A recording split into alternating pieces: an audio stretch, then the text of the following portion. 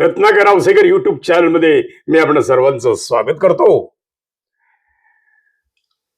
अशोक खरात घ्या टायरात म्हणून आज जर अजित दादा असले असते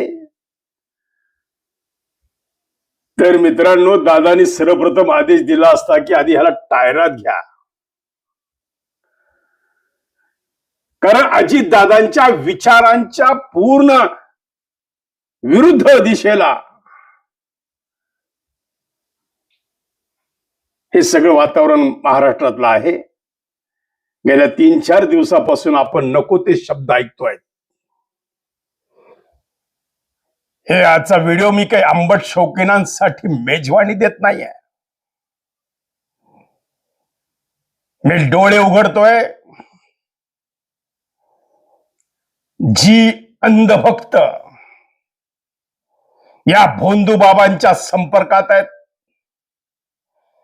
गावोगावी एक भामटा आहे.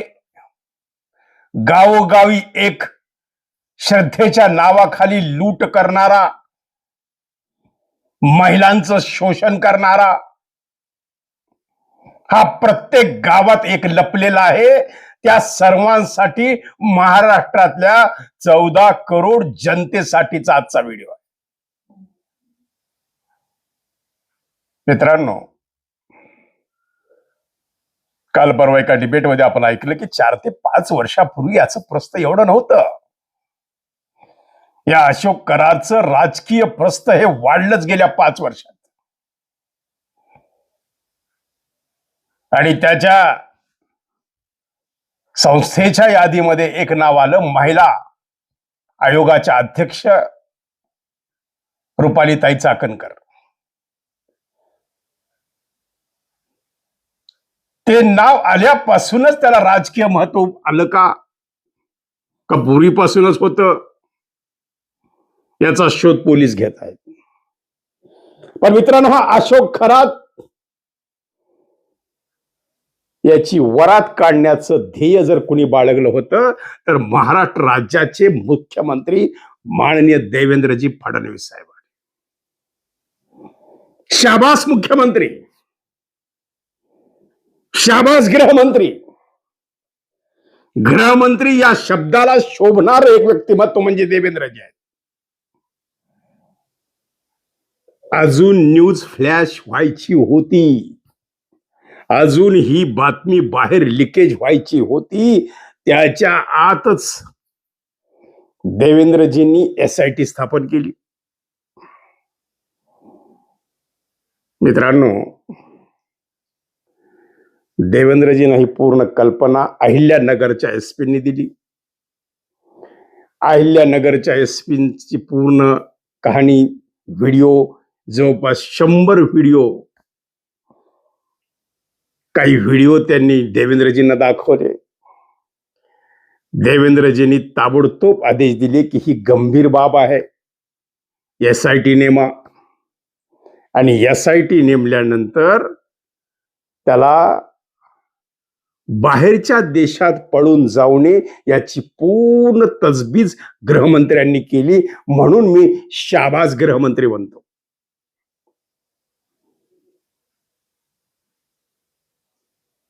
याचं कौतुक तर सुषमा अंधारेंनी केलेलं आहे गृहमंत्र्यांचं. महाराष्ट्राला ज्या पद्धतीनं गृहमंत्र्यांचं काम अपेक्षित आहे ते काम देवेंद्रजी करतायत. आपल्याला अटक होणार याची कानोकान खबर अशोक खरातला होती. पोलिसांनी अत्यंत सावधगिरीनं चोर चोर चोर आला म्हणून बहाणा केला. त्याच्या बंगल्यापर्यंत घुसले आणि कोण आहे चोर तो म्हणून डोळे चोळत तो बाहेर आला. ताबडतोब त्याला घेरलं की तू चोर आहेस.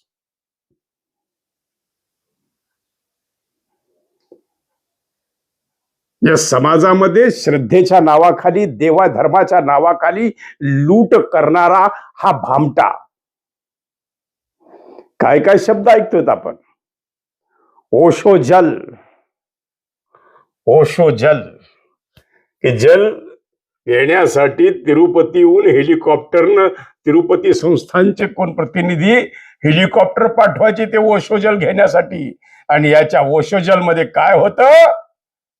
कफ सिरप आणि वियाग्रा कुठून टाकला होता. ते ओशोजल घ्यायला राजकारणी लोक. याची व्याप्ती जर पाहिली तर कितीतरी मंत्री आहेत अडकण्याची शक्यता आहे. म्हणून काल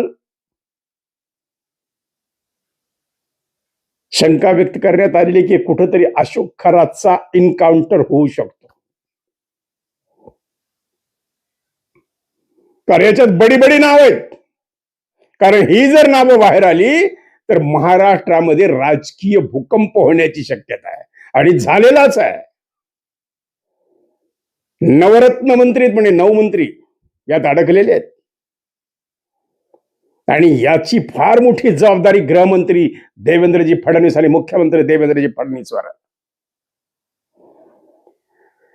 दरवेळेस या रुपालीताई चाकणकरांना पाठीशी घालणारे सुनील तटकरे. तटकरे हतबल आहेत. तटकरेंना काल चिडचिड झाली.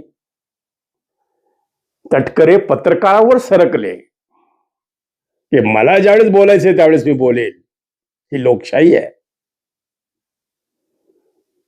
कुठंतरी याची धागेदोरे अजितदादांच्या या घटनेच्या पाठीशी आहेत का अशी शंका आमदार अमोल मिटकरींनी घेतलेली आहे. दादांच्या बंगल्याच्या बाहेर काळी जादू करण्यात आलेली आहे याची शंका आलेली आहे. का या बाबाचे संबंध त्या काळ्या जादूपर्यंत पोहोचलेत का दादाच्या अपघातामध्ये याचे काही तंत्रमंत्र आहे. पण आपण जर अंधश्रद्धेच्या विरोधात बोलत आहोत तर असं तंत्रमंत्रानं जर हेलिकॉप्टर पडत असले असते युद्ध करायची गरज काय होती अमेरिकेला नाही इराणला. तंत्रमंत्र भुंका हेलिकॉप्टर पाडा. तर यात कितपत खोलात जाऊन याची चौकशी होणार आहे हा येणारा काळ सांगेल. पण जवळपास 100 महिलांचं शोषण करणारा हा नराधम अशोक खरात हा एकच चर्चेचा विषय या महाराष्ट्रातल्या सर्वसामान्य जनतेच्या मनामध्ये आहे. आपणही शोधा की आपल्याही घराच्या आपल्या कॉलनीच्या आसपास आपल्याही गावामध्ये आपल्याही शहरामध्ये आपल्याही महानगरामध्ये कुणी असा एक अशोक खरात लपलेला आहे का. आणि हे असे अशोक खरात नावाचे नराधम डुप्लिकेट बाबा स्वतःला देव समजणारे ईश्वर समजणारे या भोळ्या भाबड्या माता भगिनींना फसवण्याचं काम करणारे मी कृष्ण तू राधा आणि तुझा मला उद्धार करायचा आहे. गेल्या जन्मीत मी कृष्ण होतो तू राधा होती असं किती राधांचं ह्यानं शोषण केलेलं आहे. आणि अशा भोंदूबाबांची पाद्यपूजा अशा भोंदूबाबाची आरती अशा भोंदूबाबा ह्यांचा गुरु आणि त्याचीच फळं मिळालेली आहेत. रुपालीताई चाकणकरांचं पद गेलेलं आहे. कदाचित प्रदेश महिलाचं सुद्धा पद जाण्याची शक्यता आहे. अजून या प्रकरणामध्ये सुप्रियाताईंनी फार काय असं वक्तव्य अजून दिसत नाहीये. पण हे अत्यंत गंभीर बाब आहे की या राजकारण्यांनी या अंधश्रद्धेला थारा दिला. या राजकारण्यांचा या अंधश्रद्धेवर एवढा विश्वास. मंत्री सुद्धा हातामध्ये 10 दोरे बांधतो. नगरसेवक सुद्धा हातामध्ये 10 दोरे बांधतो. अभिषेक करतो. काय काय नाही ते कुठाने करतो. कारण त्याला निवडून यायचं असतं. कारण लवकरात लवकर त्याला मोठं व्हायचं असतं. सत्ता आणि संपत्ती आणि संपत्तीमधून पुन्हा सत्ता याच्यासाठी अशा बाबांचं फावतं. त्या महिलेचं धाडसाचं कौतुक केलं पाहिजे ज्या महिलेनं या भामट्याच्या विरोधात पहिली तक्रार दिली. त्या पत्रकार दत्तात्रय खेमनारचं आपण कौतुक केलं पाहिजे. आम्हाला पत्रकार क्षेत्राला त्याचा अभिमान पाहिजे की असा एक ग्रामीण भागातला वाघ पत्रकार काय चमत्कार करू शकतो, अख्खा महाराष्ट्रात राजकीय भूकंप करू शकतो, हे दाखवून दिलेलं आहे एका छोट्याशा गावातल्या एका स्थानिक पत्रकारानं. आणि लोकशाहीचा चौथा आधारस्तंभ असलेला हा पत्रकार काय असतो ते दाखवून देण्याचं काम दत्तात्रयांनी केले. दत्तात्रयाचे जाहीर आभार, जाहीर अभिनंदन रत्नाकर औसेकर युट्यूब चॅनल करत आहे. मित्रांनो, या दत्तात्रय खेमनारचं वर्तमानपत्र जे दैनिक होतं, जे छोटं दैनिक असेल, ज्या गावामधलं असेल, त्या जिल्ह्यातलं असेल, त्या शहरातलं असेल, ते बंद पडा म्हणून या आयोगाने पत्र लिहिले. तिथल्या एसपींनी त्यामध्ये दखल घेतली. अहवाल त्यांनी आयोगाला पाठवला की यामध्ये कोणतंही सत्यता नाहीये. त्याच्याकडून माफीनामा घेण्याचा प्रयत्न झाला. 1 वर्षापूर्वी जर हे प्रकरण बाहेर आलं असतं तर आज जवळपास शेकडो महिलांची अब्रू वाचली असती. पण 1 वर्षापासून माहीत असूनही हे प्रकरण दाबण्याचं काम ज्यांनी केलं त्यांना शिक्षा मिळालेली आहे. हे प्रकरण म्हणा एवढं सोपं नाहीये. हा बाबा ऑस्ट्रेलियाला पळून जाण्याच्या विचारात होता असं काल दस्तूर खुद्द राधाकृष्ण विखे पाटलांनी सांगितलेलं. त्यांचं बारीक लक्ष या संपूर्ण अहिल्यानगरच्या पोलिसांचं तर कौतुकच केलं पाहिजे. कारण त्यांनी ज्या पद्धतीने हा विषय हाताळलेला आहे, गृहमंत्र्यांचं कौतुक केलं पाहिजे, मुख्यमंत्र्यांचं कौतुक केलं पाहिजे.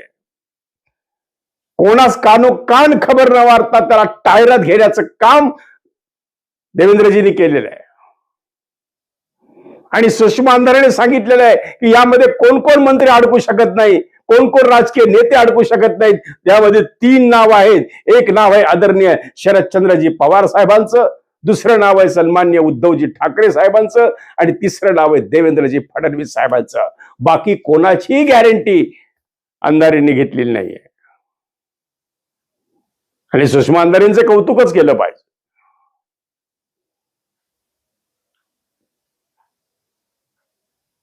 शिवलिंगाच्या पिंडीवर अनामिकेचं रक्त टाकून त्या ठिकाणी सोमवती अमावस्याला करणारी अघोरी विद्या प्राप्त करण्यासाठी आपली अनामिकाचं बलिदान देण्याचं काम करणाऱ्या काही राजकीय नेत्यांना मात्र आता अवघड झालेलं आहे. आपण फोटो पाहतात, कुणाकुणाच्या अनामिका गेलेल्या आहेत, कुणाकुणाने कोणी कोणी बलिदान दिलेलं आहे अनामिकाच्या रक्ताचं. काल लोकमतच्या अशी जाधवानी व्हायसाठी अजून कितीतरी अनामिका, म्हणजे ज्याला नाव नाही, ज्याला चेहरा नाही, अशा कितीतरी माता भगिनींचं शोषण करण्याचं काम करणारा हा अशोक खरात आता सुटणे अवघड आहे. त्याला अनेक वर्ष जेलमध्ये आता सडावं लागणार आहे. त्याला जामीन मिळणं अवघड आहे. खरं तर याच्या पाठीशी कोण कोण अजून राजकीय नेते याचा पर्दाफाश झाला पाहिजे. म्हणून आज मला आठवण आली अजितदादांची. आज अजितदादा जर असले असते, अजितदादांनी पहिला आदेश दिला असता, याला टायरात घ्या, याची कसून चौकशी करा. पण अजूनही तो अशोक खरा तोंड उघडत नाहीये. उलट तो पोलिसांना धमक्या देतोय की तुमचा कोप होईल. अशा भामट्यांना अजितदादांनी बिलकुल त्यांच्या स्टाईलमध्ये उत्तर दिलं असतं.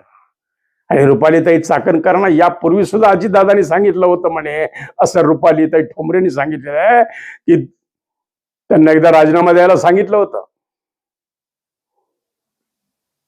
ज्या महिला आयोगाच्या अध्यक्षांनी आवाज उठवायला पाहिजे तर डॉक्टर संपदा मुंडेंच्या प्रकरणामध्ये त्यांनी आवाज उठवायला पाहिजे होता. अनेक महिलांवर अत्याचार झाले त्यांच्या प्रकरणामध्ये, पण त्यांनी ते सर्व प्रकरण दाबण्याचं काम केलंय. म्हणून त्याची शिक्षा म्हणून शेवटी गृहमंत्री आणि मुख्यमंत्री देवेंद्रजींना सांगावं लागलं, आपण राजीनामा द्या, नाहीतर आम्हाला आपला बडतर्फ करावा लागेल. मग बडतर्फीची नामुष्की जर टाळायची असेल तर आपण राजीनामा द्या. पण या राजीनाम्याचं त्यागामध्ये रूपांतर करण्याचं काम उपमुख्यमंत्री सुनेत्राताईंनी केलेलं आहे. याची कुठेतरी महाराष्ट्रातल्या जाणकार पत्रकारांना खंत वाटते. खरं तर सुप्रियाताईंना एक चांगली संधी होती की ताबडतोब ही गोष्ट कानावर आल्याबरोबर त्यांनी आदेशच प्रसारित करायला पाहिजे होता की ताबडतोब रुपालीताई चाकणकर तुम्ही राजीनामा देऊन टाका. हे पक्षश्रेष्ठीच्या बाहेर, शिस्तीच्या बाहेर आहे. कारण ज्या दादांनी आयुष्यभर शाहू फुले आंबेडकरांचा वसा उचलला, ज्या दादांनी हातामध्ये कधी दोऱ्या घातल्या नाहीत, ज्या दादांनी आयुष्यात कधी अंधश्रद्धेच्या पाठीशी गेले नाहीत, ज्या दादांनी कधीही अशा भोंदू बाबांना बळी पडण्याचं काम केलं नाही, अशा दादांना जर खरी श्रद्धांजली द्यायची असेल तर सुप्रियाताई तुम्हाला एकच काम करावं लागेल, सुनेत्राताई तुम्हाला एकच काम करावं लागेल, यांना टायरा घेऊन यांची सखोल चौकशी केली पाहिजे. मग तिथं कोणी राजकीय नेता असो, कोणत्याही पक्षाचा असो, त्याशिवाय ही अंधश्रद्धेची भूत गायब झाल्याशिवाय राहणार नाही.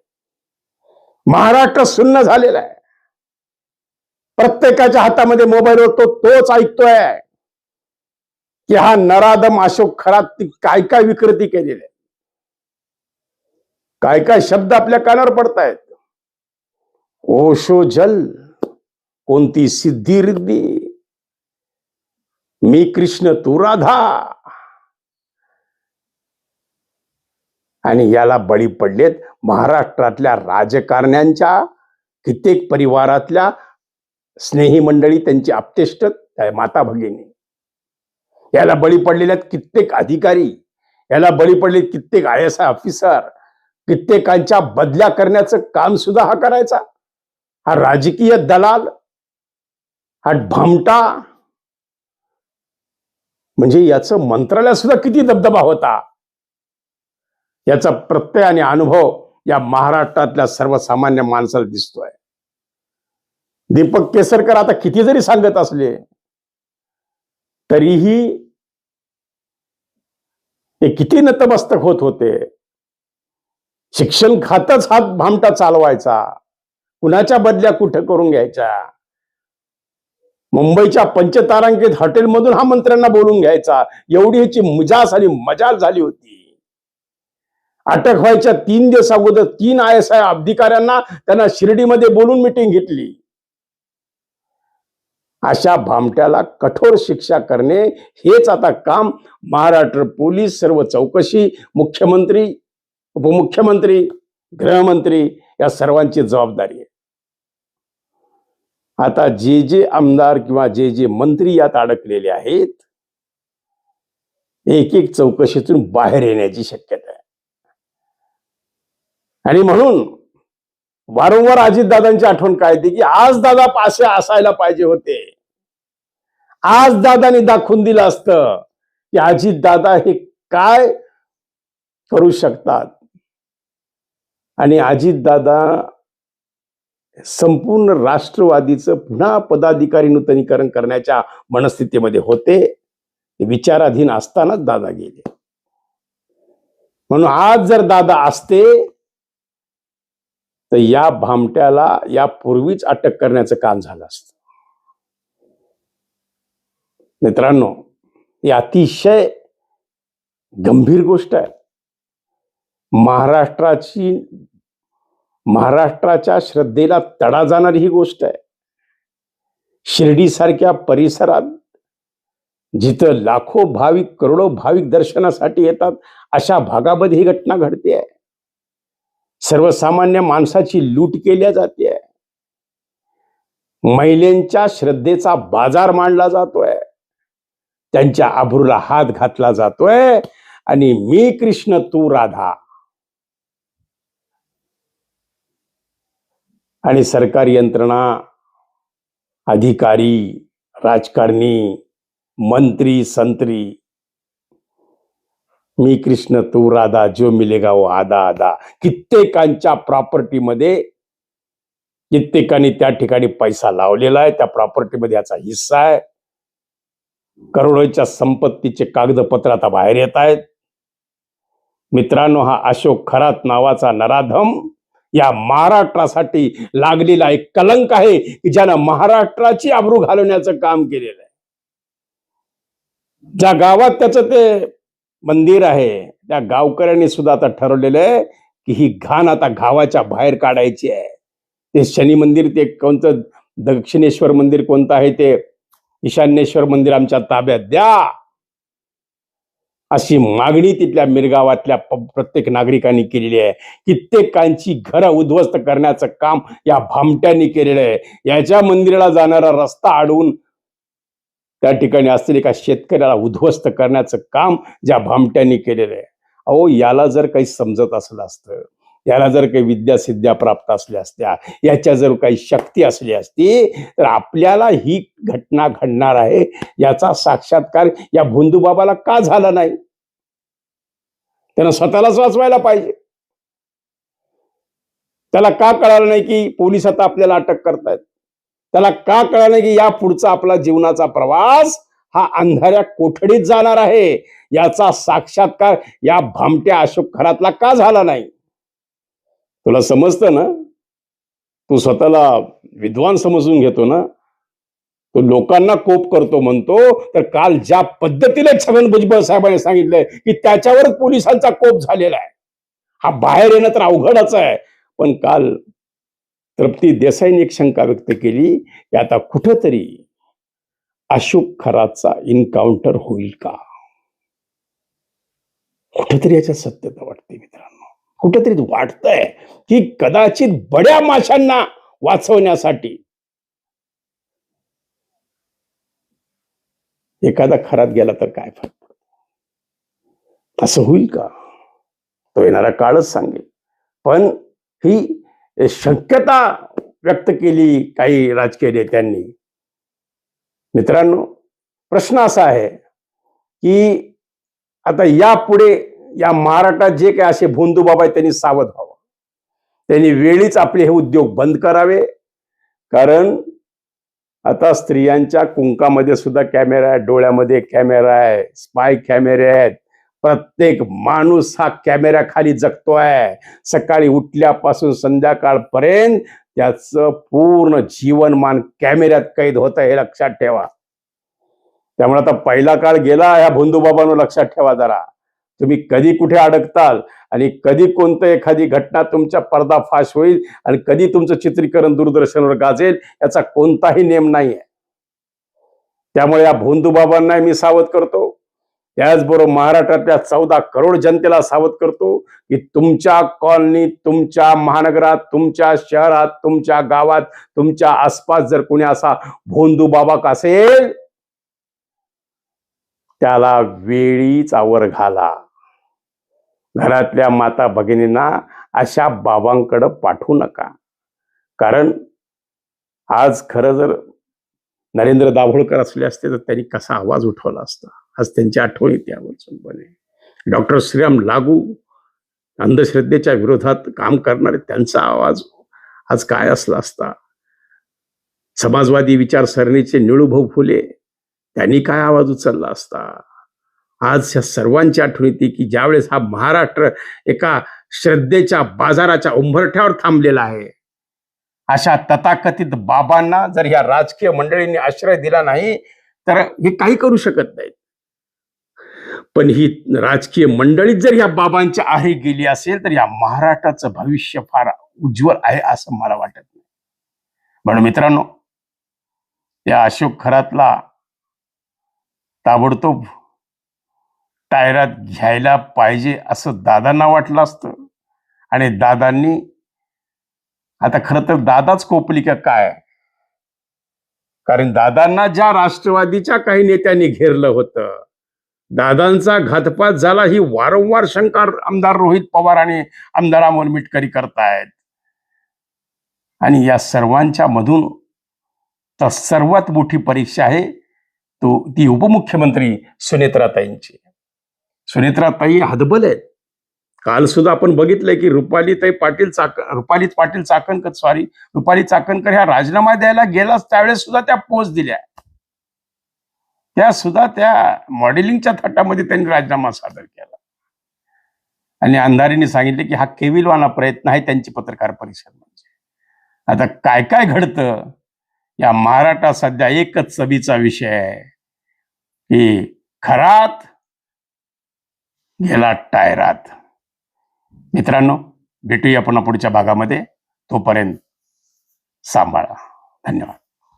सर्व प्रकारच्या राजकीय प्रचार सिरीजच्या निर्मितीसाठी एकमेव नाव रत्नाकर औसेकर. कॉन्टॅक्ट 9890398788.